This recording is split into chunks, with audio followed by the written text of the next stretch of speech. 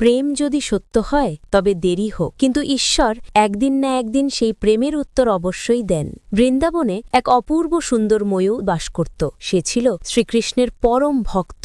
সারাদিন তার মনে একটিই বাসনা, একবার শুধু তার প্রিয় শ্যামল নাথের পদধূলি পেতে চায়। একদিন ময়ূর এক কৌশল ভেবেছিল। প্রতিদিন সে কৃষ্ণের গৃহের দ্বারের সামনে গিয়ে বসে থাকত। যখনই কৃষ্ণ বাইরে বেরোতেন সে মিষ্টি কণ্ঠে গান গাইত, আমার আর কেউ নেই তুই ছাড়া হে গোপাল, সাম্বরিয়া আমার। দিন যায়, সপ্তাহ যায়, মাস পেরিয়ে গেল, এমনকি 1 বছরও কেটে গেল, কিন্তু কৃষ্ণ একবারও তাকালেন না সেই ভক্ত ময়ূরের দিকে। একদিন ক্লান্ত হয়ে ময়ূরের চোখ বেয়ে অশ্রু গড়িয়ে পড়ল। ঠিক তখনই এক চঞ্চল ময়না পাখি সেখানে দিয়ে যাচ্ছিল।